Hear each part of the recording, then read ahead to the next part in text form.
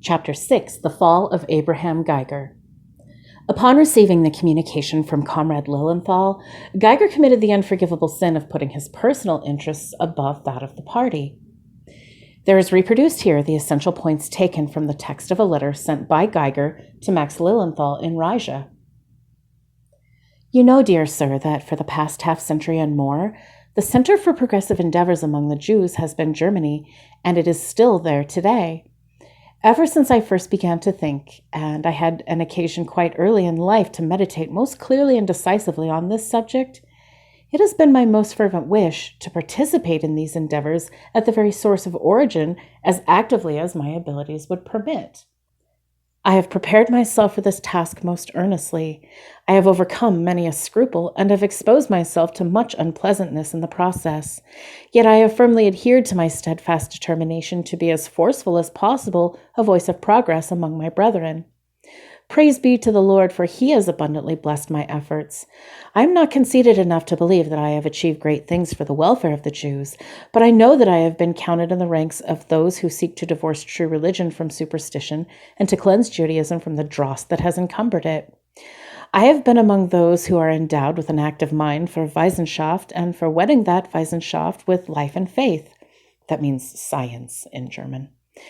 To date, my name has earned far greater recognition than my feeble success deserve, and I may be hopeful that future literary efforts on my part will yield additional fruit. Thank God my material circumstances have also taken a turn for the better, and my present position is an influential one.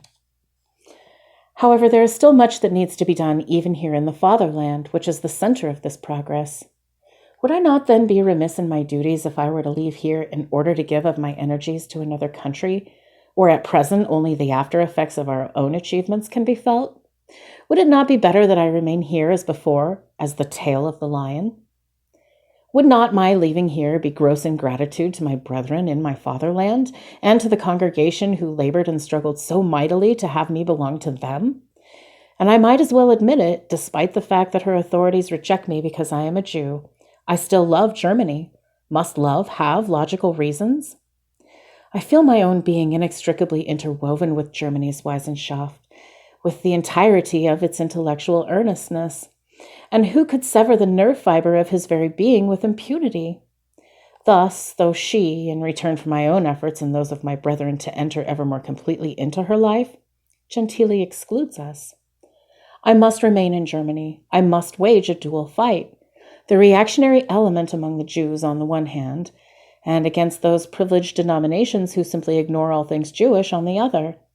And I must wait with hopeful yearning for the day when that which has already been freely given elsewhere shall be accorded to us here as the right to which we are entitled. When Geiger used the expression tail of the lion, he was referring to the Talmudic expression, it is better to be the tail of the lion than to be the head of the fox. But the double meaning had to do with the organizational goals of the line, i.e. the League. This letter was a death sentence to Lillenthal. The League was most seriously agitated by the possibility of the impact of failure of reform in Russia on the progress in other countries of the plans to destroy Judaism. The League reasoned that it had taken about 1,000 years for Christianity to spread and become as a world religion. They had estimated that it would take about 1 century for communism to become a world ideology, which in fact it did when you consider the majority of people of the world are under its domination. Because of poor communication between Russia and Europe, it appeared it would take about 7 years before the impact of the defeat of Lillenthal would be felt in Western Europe. When Geiger was engaging in his activities in Breslau, the League had planned to build a seminary to be in Geiger's name, which would educate and train more phony rabbis for the reform movement. The money for this venture would be provided by a will left by Jonas Frankel. Jonas Frankel was a wealthy banker and philanthropist. Frankel died in 1846. On August 10, 1854, the seminary opened. However, it was not called the Geiger Seminary as planned. It was now to be headed by a new man, Rabbi Zechariah Frankel, 1801 to 1875. This Rabbi Frankel was now going to help invent another movement. This movement would be known as the Conservative Movement, and the seminary would be called the Jewish Theological Seminary of Breslau, because the League had realized that there would be a gap between religious traditionalists and the extremists of reform movement, and inventing this new movement would provide further cause for dissension. The conservatives would take a position that they believed in the critical treatment of religious documents and thus could never accept the Torah as being divine authorship. Unlike reform, they would wish to conserve religious practices in Judaism for cultural and other reasons. Thus, Frankl and his cohorts referred to themselves as being members of the historical school, which meant that they were committed to historical criticism of Judaism indulged in by the Reform scholars. Where did this stand in light of Jewish law? Well, according to Jewish law, a Jew who rejects even one word of the Torah as being of divine origin is to be cut off from his people, so that another Jewish escape from Judaism was put into operation. For all of Geiger's efforts on behalf of the League, he was clearly double-crossed. It was the League that had financed him since his college days. It was while Geiger was at Heidelberg that the revolutionary Bertold Auerbach, 1812 to 1882, had scouted him out. His annual salary in Breslau was about 800 thalers, or roughly $600 a year American. The rest of his salary came from wealthy members, which meant that he was at the mercy of the League. These unscrupulous people had used filthy and underhanded tactics to set him up in Breslau. The League front organization in that community was an Illuminati lodge, the Gesellschaft der Brüder, or the Society of Brethren, founded in 1779. Agitation for Geiger came from them. On the first day that Geiger was invited to be the guest preacher at the Breslau synagogue, the chief rabbi of the city, Solomon A. Tickton, raised a protest against Geiger. The Jewish Encyclopedia author of Geiger's biography had attempted to hide the true nature of a police investigation by the chief of police in Breslau of Tickton's complaint, claiming that the objection was that Geiger had spoken in German, which was unheard of and considered not in accordance with Orthodox practice. However, this is nonsense because Samson R. Hirsch, who was portrayed by the League and in today's anti-religious Jewish media as ultra-Orthodox, delivered his sermons in German. The truth is closer to what Max Weiner reports in his book on Geiger. Weiner's remarks are as follows. Quote, "Actually, this proved to be the beginning of open warfare. Tickton declared that Geiger was not deserving of his position since he had attacked religion in his journal. Besides, Tickton pointed out, Geiger was not even fit to hold rabbinical office since he had been graduated from a university. Rumor had it that he had been obliged to leave Wiesbaden after he had been seen violating the Sabbath in public. And of course, there was the Prussian Cabinet Decree of 1823, which prohibited all innovations in synagogue services. The fact that Geiger, gowned in official cleric robes, had delivered a sermon in pure German was constituted as a violation of this decree. Accusations of a different sort, and a good deal more dangerous, were also leveled against Geiger. In these, he was linked with suspect political circles and tendencies, and the Prussian authorities were always prompt and thorough in ferreting out the truth behind such charges. The representative from Berlin in the Bundestag in Frankfurt was charged with the task of conducting a thorough investigation." End quote. While Weiner had attempted to give us a historically accurate picture, he had been misled by leftist propaganda of the era, which depicted the religious Jew as non-progressive, opposed to speaking the language of his adopted country of domicile, and opposed to enlightenment and a university education. Hirsch and the other great religious Jewish intellectuals were university graduates, and Hirsch attended Bonn University and knew Geiger. The university education and the German sermon bit were just phony issues. Weiner goes on to say that the investigation resulted in a clean bill of health, but information handed down over the generations in the Frankfurt community to the present day indicate that immense bribes were paid to hide his political affiliation. This is further corroborated by the fact that a close friend of Geiger, who was in his inner circle of friends, Bertold Auerbach, had been investigated by the government in 1837 and sentenced to Hohenasperg prison for 3 months because of his activities. To add insult to injury, Auerbach, a gifted writer in his day, had published only a year earlier a defense of charges of radicalism leveled against Jews in Germany. His article was entitled Das Judentum und die Neueste Literatur, or Jewry and the New Literature. However, Auerbach was involved very deeply with the radicals and was close to Moses Hess when the latter worked with Marx and Engels. Geiger's investigation in Breslau within a year of Auerbach's release from jail conducted by the Bundestag would have to be quashed. It is interesting to note that while the Jewish Encyclopedia of 1906 makes mention of Auerbach's imprisonment, the supposedly more comprehensive recent Encyclopedia Judaica obliterates the information entirely. Excerpts from Geiger's first Breslau sermon are as follows. Assume that the time has come when you will stand before the judgment seat of God, and that he will say to you, I have made known to you through my prophets the most profound essence of the word that was revealed to you. It has been told to thee, O man, what is good and what the Lord doth require of thee, only to do justly, to love mercy, and to walk humbly with thy God. And he will ask you now, have you truly dealt justly with all men, even with those not of your faith?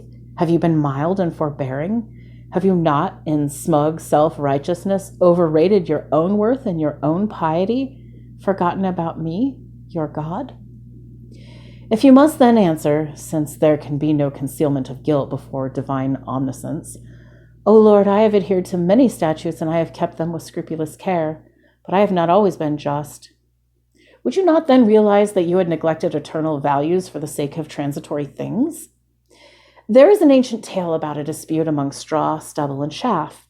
Each of these three boasted that the field had been sown for its sake alone. The grain of wheat, however, listened to the quarrel from afar and said, Wait for the owner of the field to come, and then we shall see for whose sake the seed has been sown. And behold, at harvest time the owner came. He cast the straw to the ground. He burned the stubble, and he threw the chaff to the winds. But he gathered the grains of wheat and guarded them carefully. So too, my Israelite, be very mindful of the pure and genuine grain of wheat in your faith, of the pure fear of God, so that you will work in behalf of the welfare of mankind.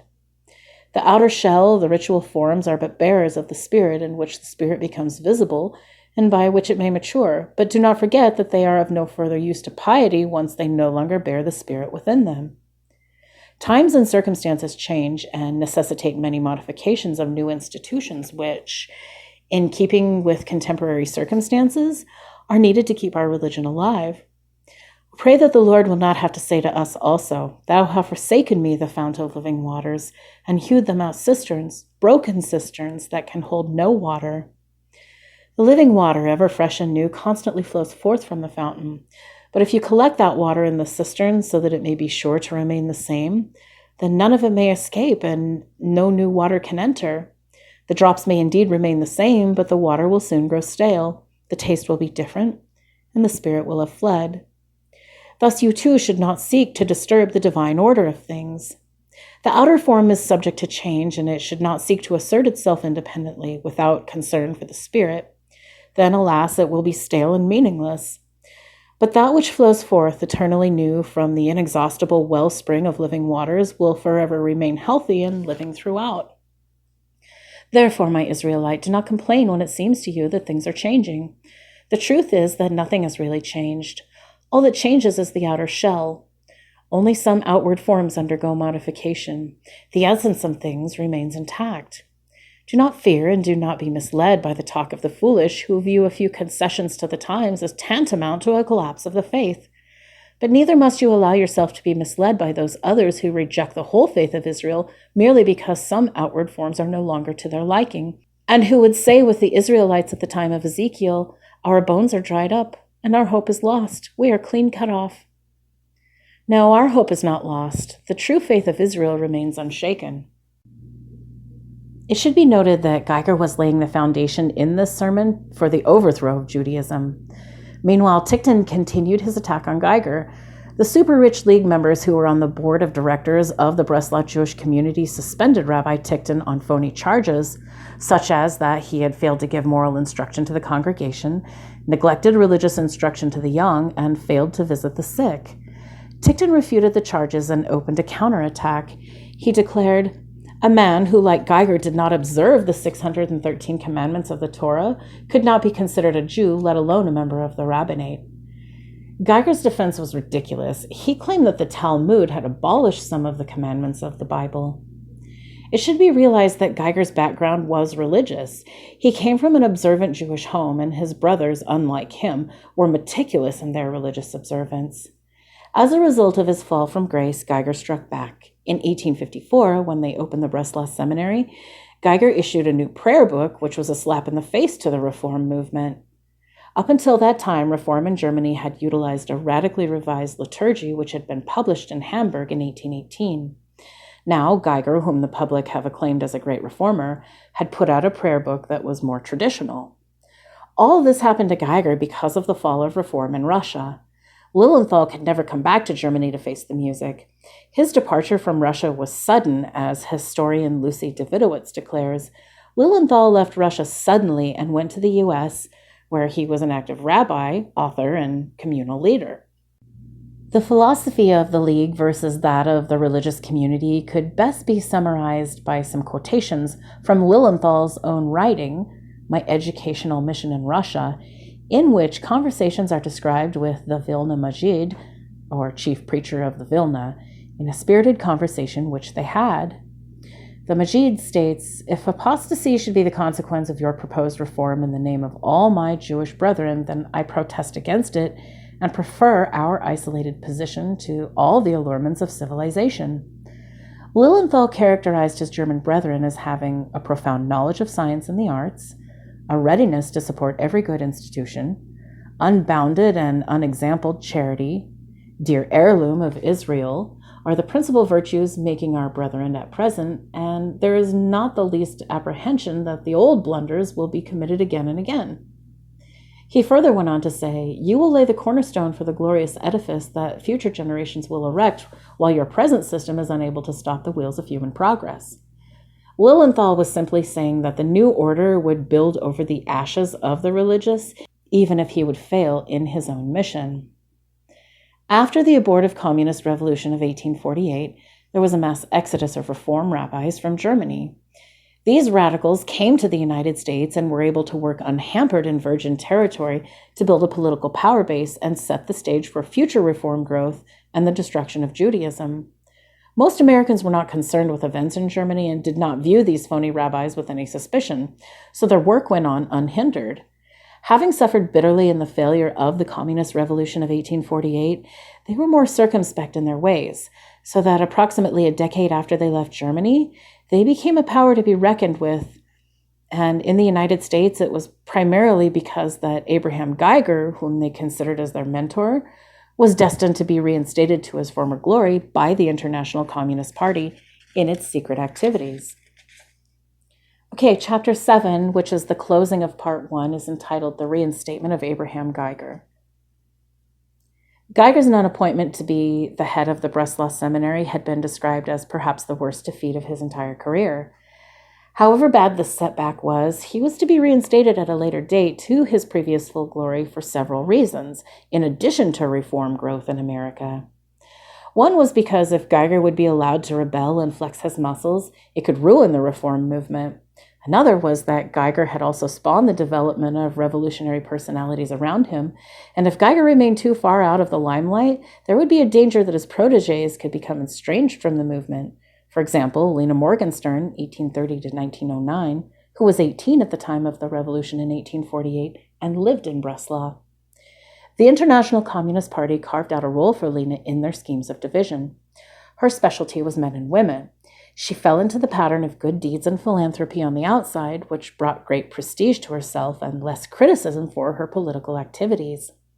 Lena Morgenstern was one of the forerunners of Women's Lib and organized the first International Women's Conference in 1896, which boasted 1,800 delegates. She also was active in the German Society for the Preservation of Peace. Then, like today, most organizations that had peace in their titles were really up to something else, dissension and revolution.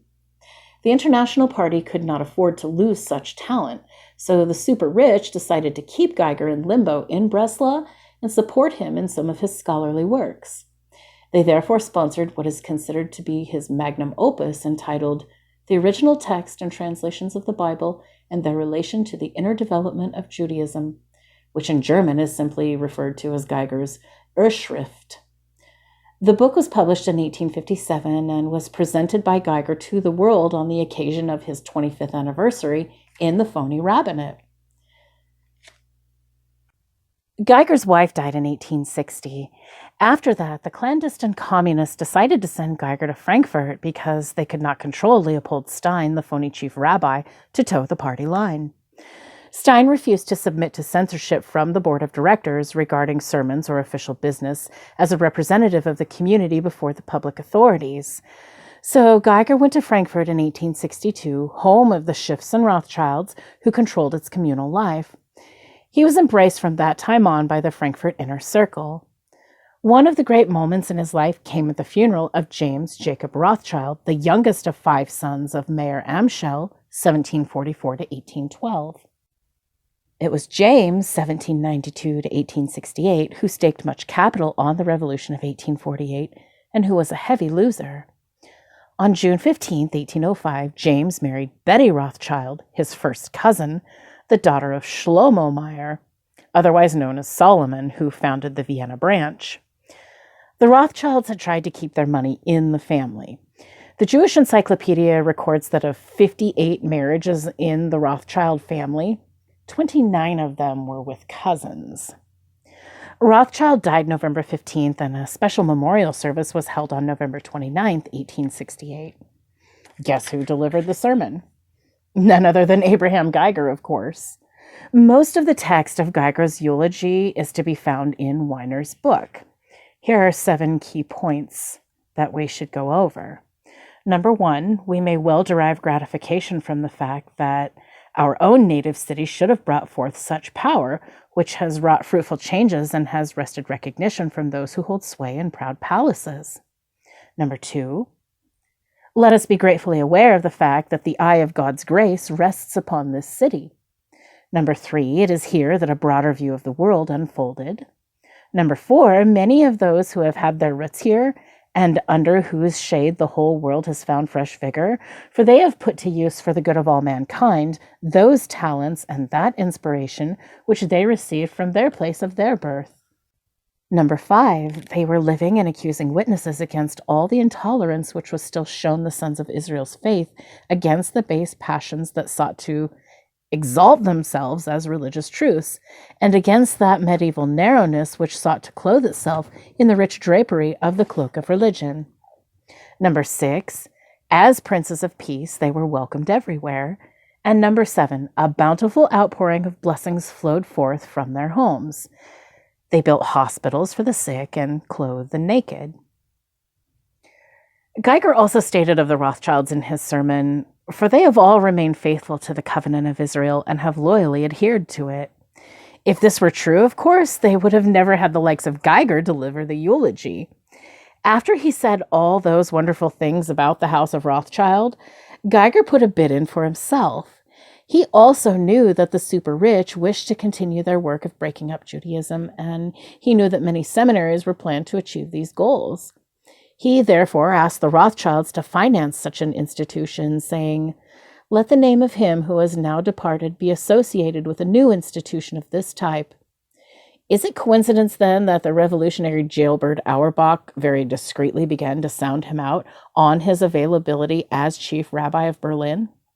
Geiger was initiated as chief rabbi of Berlin.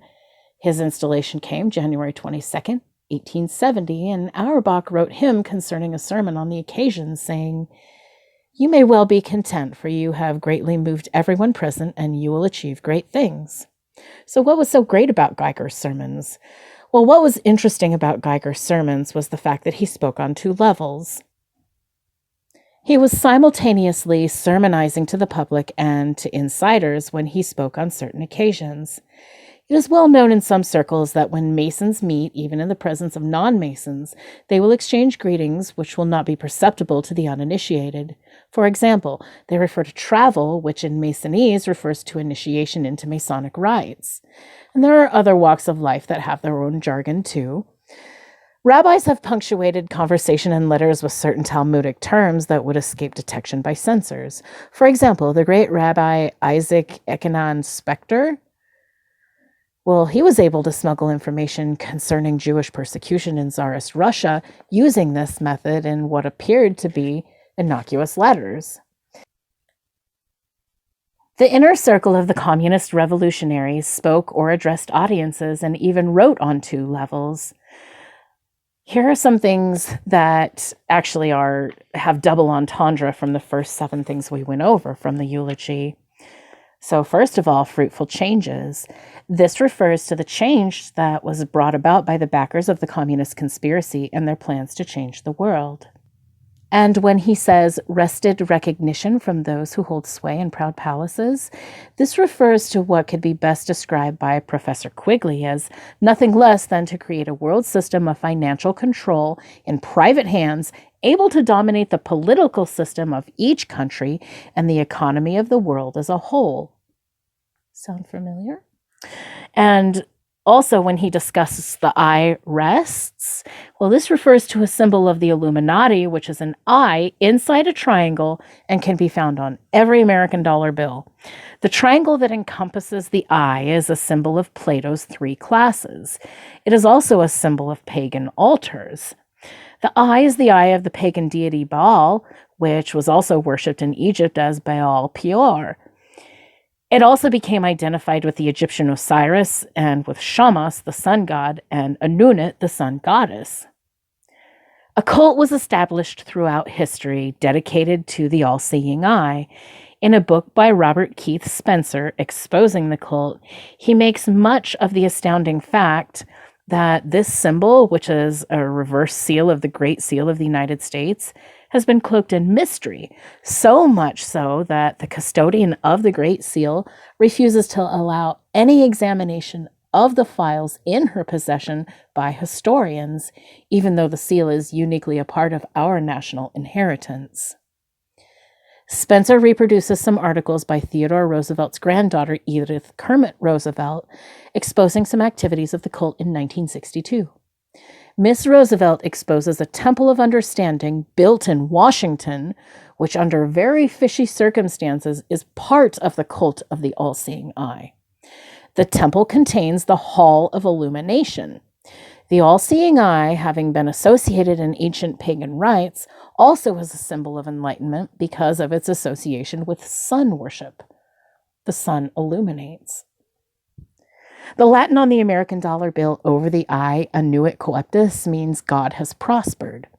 The annuit was probably chosen because of its dual meaning. When you displace an N, you get Anunnit, which was the pagan sun goddess. Anunnit was akin in the Babylonian pantheon to Shamash, the sun god. On the bottom of the seal of our dollar bill appears the legend Novus Ordo Seclorum, which literally means the new order of the ages. In mythology, it is a golden age during which the Saturnian kingdom will return. Saturn was the father of Osiris. Annuit coeptis was also connected with the golden age of prosperity. This golden age is the age of the Platonic Republic, or the rule of the wealthy intellectual classes over the new communistic world. Both Latin legends are drawn from verses in Virgil. Favor my darling undertaking, and the great series of ages begins anew. Miss Roosevelt names the people who were behind the project. Among them are Jerome Davis of New Haven, Connecticut, who heads a strange group called Promoting Enduring Peace, whose literature is distributed by a front group operated by a tax-exempt Lucius Trust on 11 West 42nd. Many years ago, Lucius Trust was openly called the Lucifer Trust because it was involved with devil worship cults. In order to appear less conspicuous, it changed its name in 1924. Also mentioned by Miss Roosevelt is the Reverend Lee H. Ball, Executive Secretary of the Methodist Federation for Social Action, which was cited as a communist front by the Senate International Security Committee on April 23, 1956. He was cited as one of the prime individuals involved in the communist conspiracy to subvert the church for communist purposes. Interestingly enough, the temple was also supported by specific prominent individual clergy, which included Reformed clergyman Norman Gerstenfeld, Maurice Eisendrath, Nelson Glueck, and deceased head of Hebrew Union College, the Reform movement's primary ordaining institution in the world, and Roland B. Gittleson of Boston, as well as the former head of the conservative movement's Jewish Theological Seminary of America, Louis Finkelstein, and Israel Goldstein of the American Jewish Congress. So we have a few more points to talk about here. Broader view of the world when they discuss that in the eulogy. Well, this special interest group must work on an international scale and be aware of everything that is going on in the world and eventually consolidate its power through world government. Again, sound familiar? And when he says for the good of all mankind, this refers to the goal of the communist conspiracy to exercise its power over the affairs of all men so that they have few options open to them to exercise. Number 5 states that the quote, against that medieval narrowness. Well, this refers to the goal to eliminate the opiate of religion and to destroy religion as a factor in the world. Number 6 regards princes of peace. This refers to its opposite meaning, which is dissent and which is a front for many subversive activities throughout the world. The princes are the ruling class, and there is also the implication that they supersede princes of peace in particular world religions, such as Jesus or Buddha or the Jewish messianic aspirations. And finally, the bountiful outpouring of blessings flowed forth. This refers to the tremendous amount of money, including genuine philanthropy, that has been carefully distributed and assigned for specific purposes to further the cause, such as for funding revolutions, financing radical and subversive political movements, which cannot properly exist without such financing. Again, sound familiar? In the fall of 1871, the Geiger Seminary opened its doors in Berlin. From this seminary came such enemies of authentic Judaism as Felix Adler, 1851 to 1933, Geiger's own student, and founder of the Society of Ethical Culture, which till this very day supports communist causes and Third World revolutionary movements. This movement has been a source of ire to sincere members of the Reform movement who don't know what is going on because after Adler started it in 1876, it nearly destroyed Reform in America. Solomon Schechter, 1850 to 1915, another Geiger disciple, probably did more than any other individual in the 20th century as head of the Jewish Theological Seminary in America and prime mover of the conservative movement in contributing to the destruction of authentic Jewish values in the Western world. And we'll talk about Schechter more in Volume 2. We go into a little bit more detail. Okay, this concludes Part 1 of Volume 1, To Eliminate the Opiate. And in Part 2, we'll be discussing a lot more in depth the activities of 18th century revolutionary societies and how they've shaped the world today. So we'll begin the next video with Chapter 8, entitled The Illuminati and Haskalah.